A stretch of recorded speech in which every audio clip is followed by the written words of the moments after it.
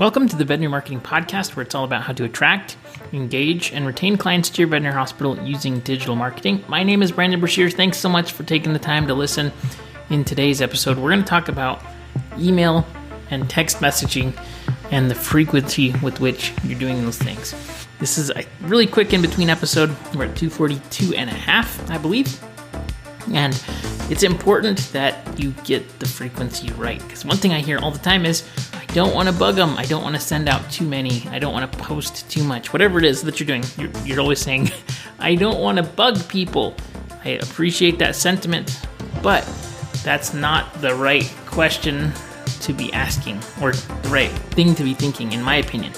We'll talk about this in greater detail here in just a second, and hopefully by the end of this, you're going to know exactly how often you should be sending out emails, messages, text messages, posting on social, all that good stuff. The frequency really matters. All right, before we begin, I'd like to mention a few things. First, if you haven't done so already, be sure to subscribe in iTunes, Spotify, Google Play, or wherever you get your podcast from. That way you don't miss an episode. Spotify is my favorite place lately, and if you could do me a huge favor, leave an honest review in Spotify. That way it'll help other veterinary professionals just like you see this podcast. I'd also like to mention that this episode is being sponsored. Thank you so much to Brad Haven from usedvetequipment.com and newvetequipment.com. For over 9 years now, usedvetequipment.com has been helping vets buy and sell used equipment.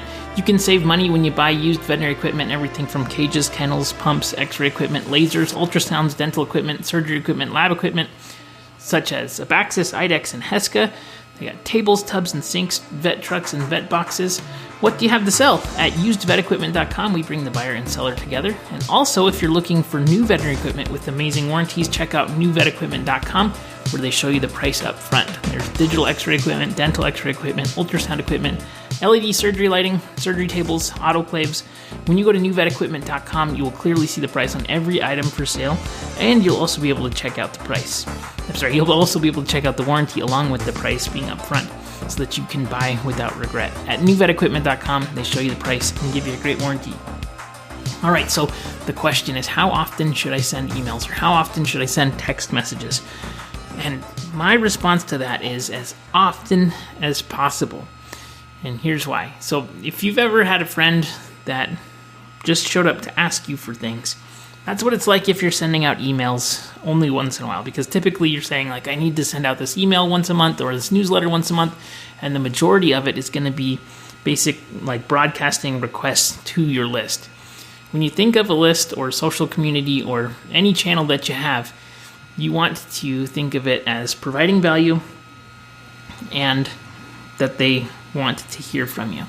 So that friend who shows up once a year and says, hey, could you help me move? I know you got a truck, right? And we've all had that friend. Versus the person who's there on a regular basis, checking in, asking how you're doing, letting you know what's going on in their lives. That's building a relationship. And I think the more that you can think of both social channels as well as email and text and any kind of messaging that you're doing as a communication and a relationship rather than just a transaction, I think you're going to be a lot better off. Not only that, I know that for a fact, the more frequently you send emails or text messages, the higher your open rates are going to be. The better your responses are going to be too. People will expect things from you. You're going to have a few groups of people. You're going to have people that are super fans of your practice and super fans of you, and so you can't send too much stuff to them. They'll take everything that you send, they'll be happy about it and excited about it. You have people that are going to ignore some stuff but open other stuff. You're not going to bug them because they're just going to ignore some of the stuff. You're going to have some people who don't see anything or ignore everything. You're not going to bug them. You will have a very few but probably vocal group of people who says, you send too much stuff, take me off your list. And that just happens. Those same people are going to say that, by the way, if you send something once a month versus once a week or twice a week or 3 times a week. So just a little bit of a perspective there in terms of communicating with your clients and how often you should be in touch with them. 100% I believe that you should not just be sending stuff when you're like, oh crap, we're out of space, we don't have appointments, let's send an email. So that list then becomes just like asking for stuff and not providing value. So I hope that makes sense. Please let me know if you have any questions, and we'll see you on the next episode. Have a great day, everybody.